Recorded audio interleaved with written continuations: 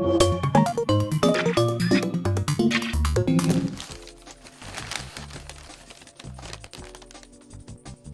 not quite yet. We gotta eat our veggies first. So I think around like 4 years ago, maybe 5 years ago, I got really into this one particular type of synthesizer. They're these kind of little like calculator-sized synthesizers that are built for like one purpose. They got a little single out on them. They look like, you know, little calculators in a lot of ways. And here it is. It's the pocket operator. I would turn this on and show you, but you know, I kind of got the batteries taken out of it because they got a little bit scrungly in there. These guys are like super, super neat. You know, this one is the arcade, so it's got some features built specifically for making very good, like, gamey kind of music. This is the cover on it right now. If I take the cover off, you'll see the kind of like original intended design, and it's this kind of like a little bit industrial, kind of playful design. You know, you got these like really nice clicky buttons right here, these like rotary encoders. But yeah, it's this like exposed PCB design with this Game & Watchy like screen. And if this was on, you could totally see it's definitely Game & Watchy. But this was like released, I don't really know what year, I guess. I'll put that on screen. Pretty recently, pretty modern, in an era in which, you know, everybody's got their dang old phones, right? But it uses this kind of older design to its advantage because it's you know, it's kind of more playful, and its battery life is crazy, and it can use kind of more affordable components to create an experience. These guys are only like, you know, 60 or so bucks in a world where hardware synthesizers are really, really expensive. And so, yeah, this is designed by a company called Teenage Engineering, and they're kind of like, you know, kind of industry beloved company that makes a bunch of different audio hardware that is this kind of industrial retro-ish design. They made like a computer case.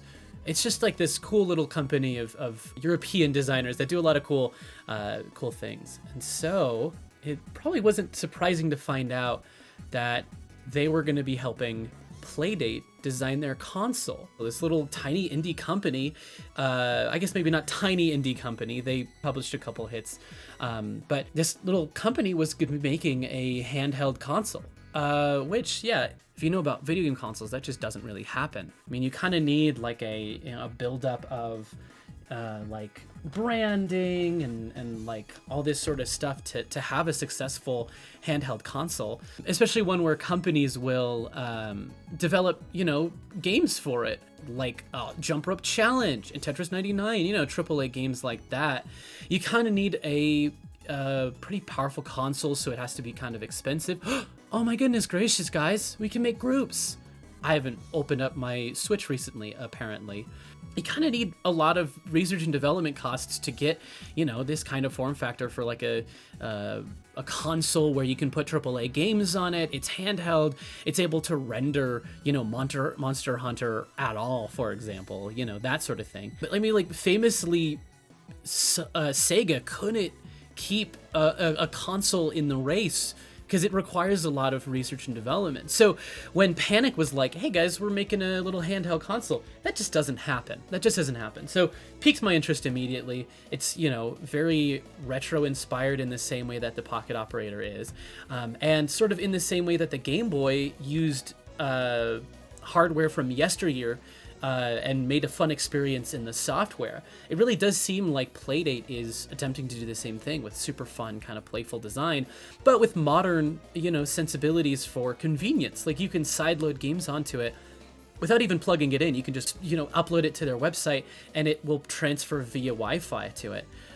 So it's, you know, this independent focused console, you know, that's in this handheld form factor, developed by a company that doesn't have billions of dollars. So, you know, it got delayed a couple times, et cetera, but it's finally here. Here it is.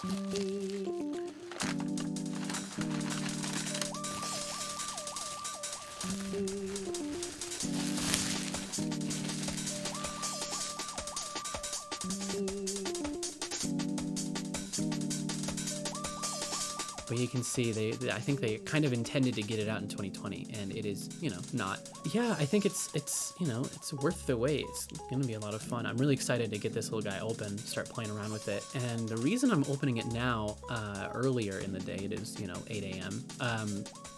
Is that there's apparently some battery stuff. So you're gonna wanna plug it in and charge it up before you use it for the first time.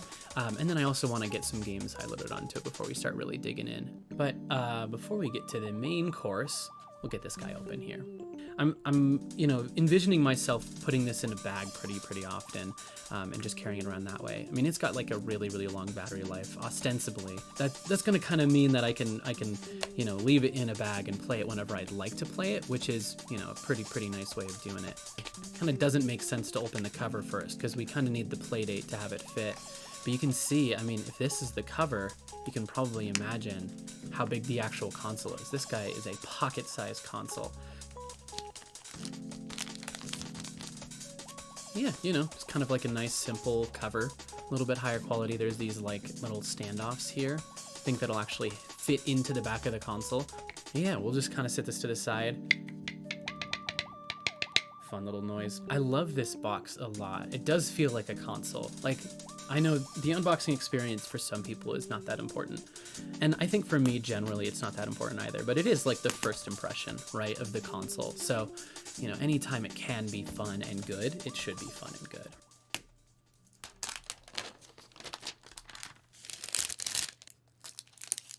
Yeah, that's really nice. Kind of zoom in and you can kind of get the details on that. Yeah, if I were to guess, I think playful is probably one of their main kind of core design pillars for this in pretty much every single possible way, which I think is it's a good way to go. Playful. We don't have a lot of that these days. It's a lot of serious, a lot of professional. Oh yeah, and look, they designed it just for fun. So look at that. Pretty. Documents, they're stuck in there. Yeah, I know the battery is designed such that it has like a clock on screen. Yeah, the screen uses very little power during sleep mode, which is cool. It makes me wonder, it's probably OLED, right? Well, no, it's not, because this is off and it is like a mid-gray, so maybe not, I don't know. So you can see there's our charging cable, color matched, of course. You can see it's all tilted, which is more evidence in the fun party. It's a really nice way. Right off the bat, here's those little holes in the back that the case attaches to. We can see we got the crank here. Very smooth. There is kind of like a natural human tendency to make an oval rather than a perfect circle. So there's obviously going to be some points in there where it's not that great, but it's not ratcheted. It's a smooth operation. Definitely nice buttons, of course. Natural kind of holding position here, kind of weird ergonomics, certainly. You know, these sharp corners hit your fingers pretty rough, but you can very clearly eventually find a spot where it's a little bit more comfortable to hold. All right, I'm gonna go plug this in and I'll be back soon. I've only just noticed this now. I don't know how long this has been ready, but here we are. So when I plugged it in, it had this little charging icon. Oh, there you go. You can see it there. It's not quite ready. Never mind. But the screen is really nice. It's like a really nice screen. It's almost like digital paper, like a Kindle almost. Are we good? I think we got it. All right.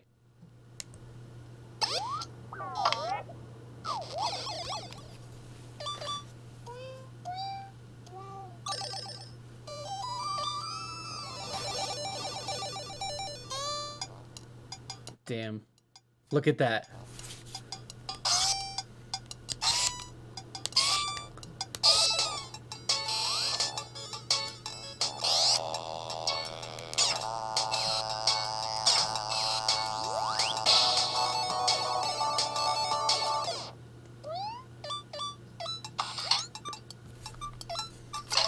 Oh, it can tell when you take it out. Let's go. Okay.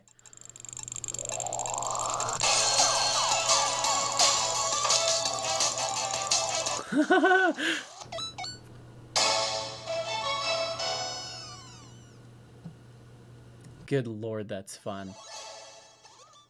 All right, here we go. Okay. We'll get a wife. No. Okay. I'm so antsy to get this going. I'll be back. I'll actually just go ahead and go through the setup on this guy.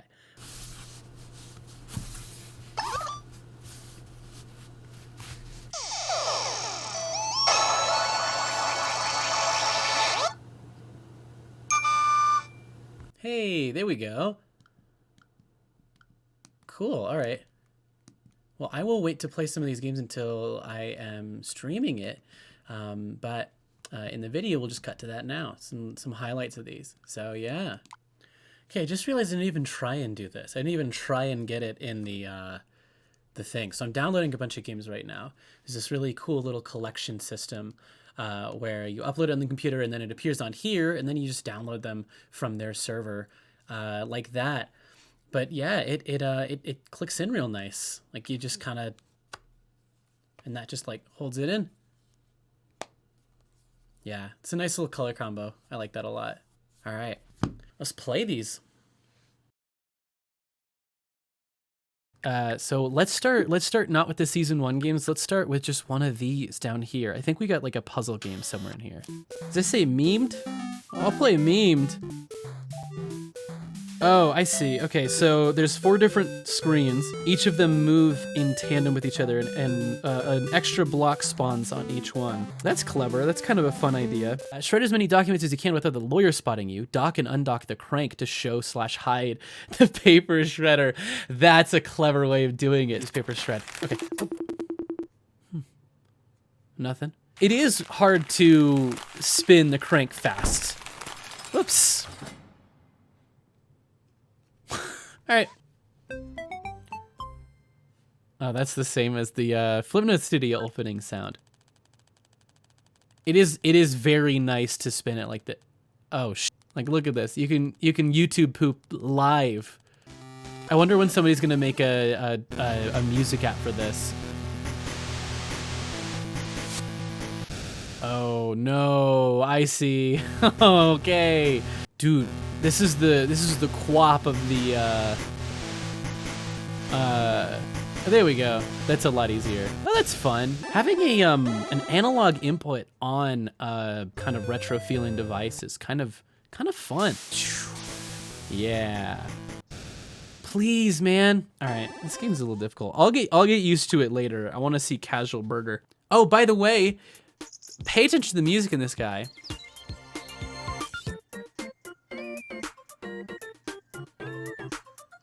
That's Maxto, Max Coburn. And if you've watched my videos recently, hold on, listen to this. You hear that music? That little thing? That little piece of music? That's by the same dude, that's by the same guy. He's very cool, he's a very cool guy. He makes very nice music. Recently made music for Battle Kitty on Netflix. But apparently this music was made like 5 years ago, which means the game as a concept has been in development for 5 years at least. Okay, that's kind of fun. Look at that. We want to make sure it's in perfect focus. We got a bird. My milk is past the expiration date, but I just moved in? Well, you probably moved it with the refrigerator. These fancy coffee supplies make me feel cool and grown up. Isn't that true though? You get a good coffee, suddenly you're like, oh yeah, I'm doing like so many taxes now. All right, nothing this way either. Whoops. Oh boy, I would love to eat some acorns. It's hard to tell at this resolution, but this perk is called Bird. That's good. It's a real mystery. Dude, Markiplier's in this game. That was not a Markiplier impression. I just kind of realized this guy looked a little bit like a Markiplier type. This is the worst first date ever. Please find her clothes. I'm gonna do it. I'm 35 and I'm a professional clothes finder. Oh. I can select a different thing by going here. Look at this. Okay. Yeah, that's cool. We got a little Pokedex there. What was this one? Worms. No, no, no. No, no, no.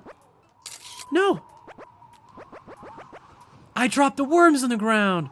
Blurry selfie with worms and worms and worms. I'm changing the title of this stream right now.